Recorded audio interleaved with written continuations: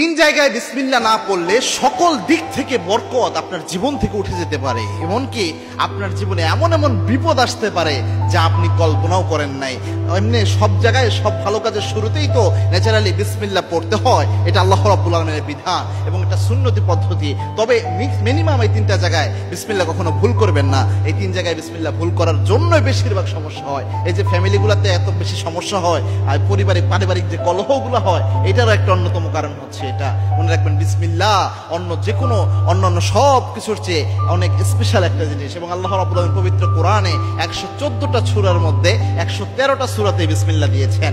একটা সূরাতে সূরা তাওবাতে আল্লাহ বিসমিল্লাহ দেন নাই, তবে আবার সূরা নামলের মধ্যে 2বার বিসমিল্লাহ দিয়ে 114 বার কে আল্লাহ পূরণ করে দিয়েছেন। এজন্য বিসমিল্লাহর মধ্যেই বরকত রয়েছে। আল্লাহর হাবিব যে কোনো কাজে বিসমিল্লাহ পড়তেন। তিন জায়গায় বিসমিল্লাহর মধ্যে প্রথম যেটা, সেটা হচ্ছে বাথরুমে প্রবেশের পূর্বে বিসমিল্লাহ পড়া। আপনারা চিন্তা করতে পারেন, হুজুর বাথরুমে প্রবেশের পূর্বে আবার বিসমিল্লাহ পড়তে হয় নাকি? হ্যাঁ, বাথরুমের যে আমরা দোয়াটা পড়ি, আল্লাহুম্মা ইন্নী আউযু বিকা মিনাল খুবসি ওয়াল খাবাইস, এটার একটা ফজিলত রয়েছে।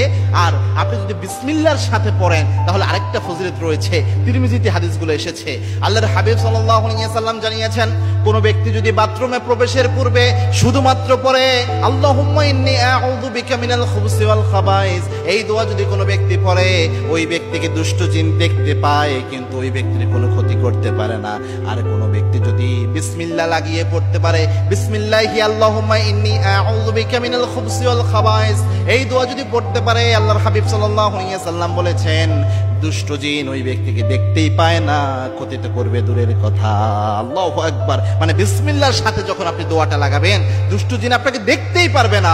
দুষ্ট জিনের মাঝে এবং আপনার মাঝে আল্লাহ রাব্বুল আলামিন একটা পর্দা সৃষ্টি করে দিবেন। আপনার সতর্কে দুষ্ট জিন দেখতে পারবে না, তখন কোনো ধরনের কোনো ক্ষতি দুষ্ট জিন আপনার উপর করতে পারবে না। এই জন্য ছোট্ট বাচ্চাদেরকেও, যাদের আপনাদের অ্যাটাচ বাথরুম রয়েছে, মনে রাখবেন অনেক সময় বাচ্চা কান্নাকাটি করে, অ্যাটাচ বাথরুম তো জিনের আখড়া। যে কোনো বাথরুম, টয়লেটে জিন থাকেই, মাস্ট বি থাকে। এজন্য চেষ্টা করবেন বাচ্চাদের ঘরে বাথরুমে প্রবেশ করানোর সময় প্রথমে এই দোয়াটা শিক্ষা দেওয়া, বিসমিল্লাহি আল্লাহুম্মা ইন্নী আউযু বিকা মিনাল খুবসি ওয়াল খাবাইস, এটা পড়ে তারপরে যেন প্রবেশ করে। 2 নাম্বার হচ্ছে খাবারের শুরুতে অবশ্যই বিসমিল্লাহ পড়বেন। খাবারের শুরুতে, খাবার পরিবেশন করার সময় অবশ্যই বিসমিল্লাহ, রান্না করার শুরুতে অবশ্যই বিসমিল্লাহ। মানে রিজিক যেটা আপনার ঘরে আছে, এই রিজিককে মূল্যায়ন করবেন আপনি বিসমিল্লাহ দিয়ে, এবং রিজিক খাওয়া শেষে আলহামদুলিল্লাহ দিয়ে। এই দুইটা জিনিস শুধু খেয়াল রাখবেন। মনে রাখবেন রিজিকের যখন ভ্যালু দিবেন, আপনি রিজিককে যখন আপনি মূল্যায়ন করবেন, আল্লাহ আপনার রিজিকে বরকত কখনো কমাবে না, আর নতুবা আল্লাহ বরকত উঠিয়ে নেবে।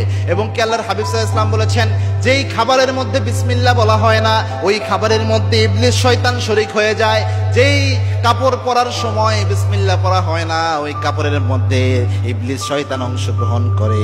এই জন্য ঘরের খাবার যাই হোক না কেন বিসমিল্লাহ পড়বেন। এই জিনিসটা মাথায় অবশ্যই খেয়াল রাখবেন। 3 নাম্বার হচ্ছে আপনি বিসমিল্লাহর সাথে মাগরিবের সময় হলেই আপনার ঘরের দরজা জানলাগুলো লাগাইয়া দিবেন। এটা খুব মারাত্মক একটা বিষয়। মাগরিবের সময় দরজা জানলা কেন লাগাবেন? আল্লাহর হাবিব সাল্লাল্লাহু আলাইহি ওয়াসাল্লাম জানিয়েছেন, চমৎকার একটা হাদিস এসেছে, আল্লাহর হাবিব সাল্লাল্লাহু আলাইহি ওয়াসাল্লাম বলেছেন, যখন আজান হয় তখন তোমরা ঘরের দরজা জানলাগুলো লাগিয়ে দাও, এবং দেখবা ওই সময় যখন কুকুর কান্না করে, আল্লাহর হাবিব সাল্লাল্লাহু আলাইহি ওয়াসাল্লাম বলেছেন তোমরা ওইটাকে এই জন্যে গুরুত্বের সাথে দেখো কেননা, এবং আল্লাহর কাছে আশ্রয় চাও কুকুর কান্না করলে, কেননা কুকুর এমন কিছু দেখতে পায় যেটা তোমরা দেখতে পাও না। খুব মারাত্মক একটা বিষয়। এবং কি আল্লাহর হাবিব সাল্লাল্লাহু আলাইহি ওয়াসাল্লাম জানিয়েছেন, মাগরিবের সময় যখন আজান হয়ে যায়, দুষ্ট জিন ইবলিস শয়তান দৌড়াতে শুরু করে।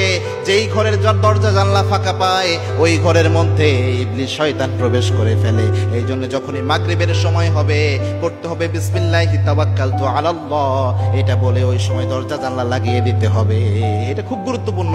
এই 3 সময় অবশ্যই বিসমিল্লাহ পড়বেন। পাশাপাশি অনেক জায়গা রয়েছে, যেমন ঘর থেকে বের হওয়ার যাওয়ার সময় বিসমিল্লাহি তাওয়াক্কালতু আলাল্লাহ ওয়ালা হাওলা ওয়ালা কুওয়াতা ইল্লা বিল্লাহ, এই দোয়া তো অবশ্যই পড়বেন। এরপরে সব ভালো কাজের শুরুতে বিসমিল্লাহ পড়বেন। এগুলো তো আছেই, মিনিমাম এই 3টা জায়গা কখনো মিস করবেন না ইনশাআল্লাহ।